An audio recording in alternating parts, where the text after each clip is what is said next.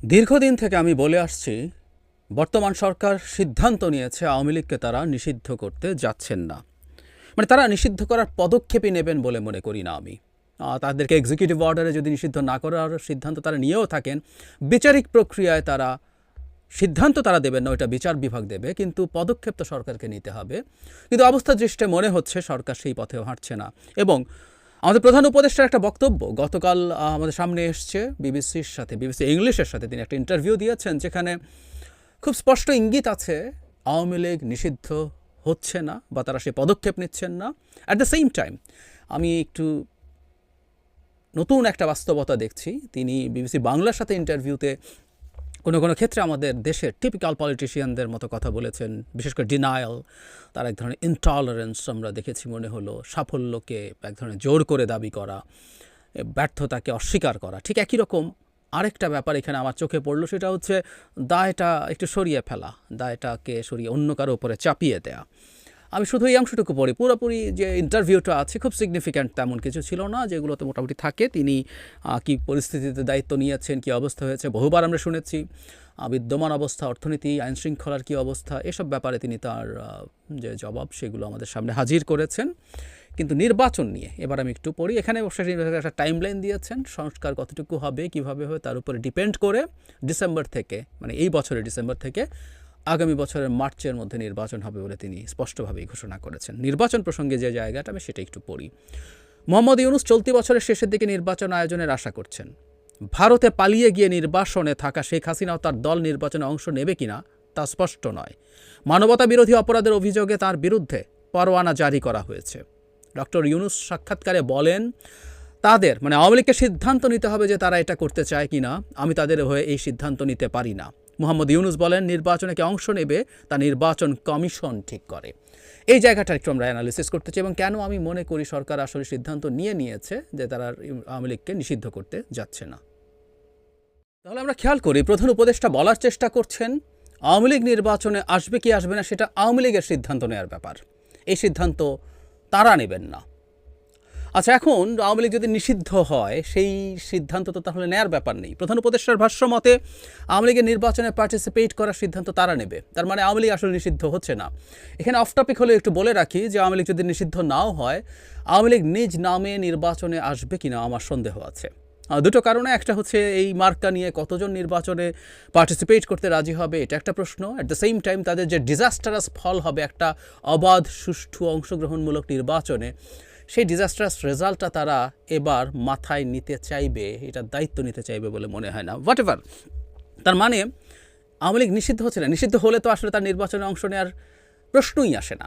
মানে আমাদের প্রধান উপদেষ্টা বলতে পারতেন যে আওয়ামী লীগের নিষিদ্ধতা নিয়ে প্রশ্ন আছে, তাদের রাজনীতি করতে পারবে কিনা সেই প্রশ্ন আছে, সেটা সুরাহা হলে বলা যাবে। কিন্তু তিনি না, তিনি বলছেন না, আওয়ামী লীগ সিদ্ধান্ত নেবে তারা পার্টিসিপেট করবে না, as if everything is fine.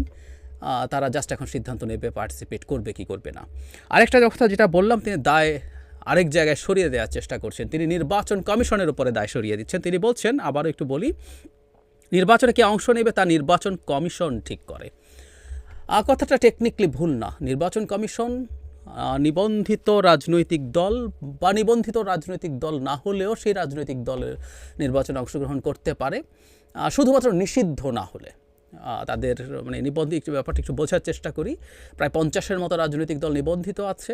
নিবন্ধিত রাজনৈতিক দল হলে কোনো দল তার নিজ সিম্বলে, মার্কায় নির্বাচনে পার্টিসিপেট করতে পারে। আর যারা নিবন্ধিত নন তারাও নির্বাচনে পার্টিসিপেট করতে পারেন, সেই ক্ষেত্রে তাকে স্বতন্ত্র অথবা কোনো একটা দলের মার্কা নিয়ে পার্টিসিপেট করতে হয়। ব্যাপারটা এই রকম। সুতরাং নির্বাচন কমিশন আসলে আওয়ামী লীগকে নিষিদ্ধ করার মতো কোনো, নির্বাচনে পার্টিসিপেট করবে কি করবে না এই ডিসিশন নেওয়ার মতো কোনো রকম কোনো জায়গায় নেই। আওয়ামী লীগ যদি বিচার বিভাগে বা এক্সিকিউটিভ অর্ডারে নিষিদ্ধ হতো বা বিচার বিভাগে তাকে বিচারাধীন থাকা অবস্থায় বিচার বিভাগ তার নির্বাচনে পার্টিসিপেট না করার ব্যাপারে কোনো নির্দেশনা দিত, তাহলে সেটা নির্বাচন কমিশন সেটাকে কাজ করতে পারতো, সেটা নিয়ে কাজ করতে পারতো। কিন্তু সেরকম কিছু তো হয়নি। আমি একটু পেছনে ফিরে যাব। আমি বহুদিন একটা কথা বলেছি, আমরা খেয়াল করব যে সরকার যখন আন্তর্জাতিক অপরাধ আইন এই দফায় সংস্কার করলো, তাতে আসলে আমরা অনেক কিছুর ক্ষেত্রেই ইন্টারন্যাশনাল স্ট্যান্ডার্ড মেনটেন করেছি। সেই ইন্টারন্যাশনাল স্ট্যান্ডার্ড মেনটেন করার ক্ষেত্রে সংগঠন বা দলের যে বিচারের অপশন ছিল, আমাদের একটু মন দিয়ে শুনতে হবে, এই অপশনটা কিন্তু এই সরকার আনেনি। এই সরকার অপশনটা আওয়ামী লীগ সরকার ৭২-এর আইনে পরে এসে এই দফায় এসে যুক্ত করেছিল, কারণ তারা জামায়াতের মূলত বিচার করতে চেয়েছিল।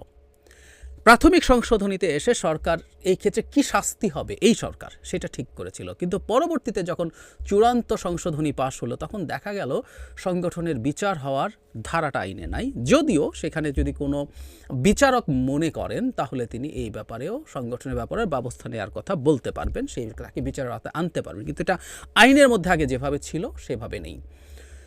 তাতে আমরা বুঝতে পারি সরকার আসলে এই জিনিসটা থেকে সরে এসছে। তখন কেউ কেউ যদিও বলছেন এই ধারাটা থাকা মানে জামায়াতে ইসলামের বিচারও চাওয়া যাবে, কারণ এটা তো ভুল না, ফৌজদারি অপরাধ তামাদি হয় না। মুক্তিযুদ্ধের সময় সেটা ৫৩, ৫৪, ৫৫ বা ১০০ বছর পরে হলেও সংগঠন হিসাবে সেই সংগঠনের বিচার চাওয়া যেতে পারে।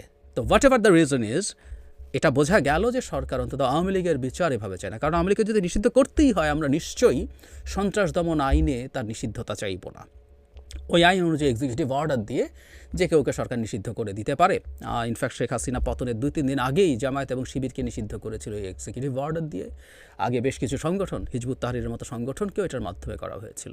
সো আওয়ামী লীগের মতো দলকে যদি নিষিদ্ধ করতে হতো আন্তর্জাতিকভাবে অন্তত আমাদের উচিত হতো তাকে একটা বিচারিক প্রক্রিয়ার মাধ্যমে, তাতে যেটা সুবিধা হয় তার আত্মপক্ষ সমর্থনের সুযোগ থাকে, হিয়ারিং হয়, তারপর ফাইনালি ডিসিশন হয়। এটা মাচ বেটার অপশন, কিন্তু সরকার এটা অনেক আগেই বাদ দিয়ে দিয়েছে। সো আমরা বুঝতে পারছি এটা সরকার আসলে এই নিষিদ্ধ করার কোনো পদক্ষেপ তার জায়গা থেকে নেবে না।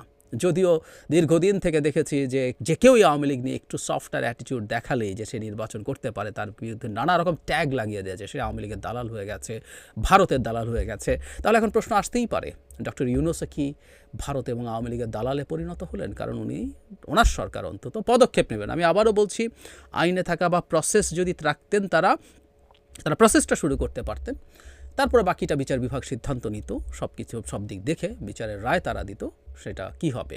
সো এখন পর্যন্ত পরিস্থিতি হচ্ছে আওয়ামী লীগ থাকছে।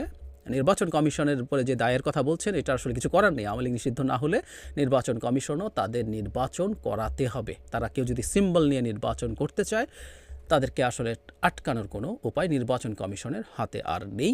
এই হচ্ছে বর্তমান এবং বিদ্যমান প্রেক্ষাপট। এখন আসলে আমাদের এই আওয়ামী লীগের নিষিদ্ধ করা না করা একটা রাজনৈতিক ফুটবলে পরিণত হয়েছে। এটা নিয়ে সবাই খেলতে চাইছেন। একসময় জামায়াত শিবির যেমন ছিল, নিষিদ্ধ হচ্ছে কি হচ্ছে না এটা নিয়ে কেউ সাথে রাখছে, কেউ নিষিদ্ধ করছে না কেন বলে, এবং কেন তুমি তাকে সাথে রেখেছো এই আলাপ হয়েছে, যদিও আওয়ামী লীগের হাতে সব সুযোগ ছিল নিষিদ্ধ করার। ঠিক একই রকম আওয়ামী লীগও নিষিদ্ধ করা হবে কি হবে না এটাও একটা রাজনৈতিক ফুটবলে পরিণত হয়েছে, যেটা নিয়ে সবাই একটু খেলছে।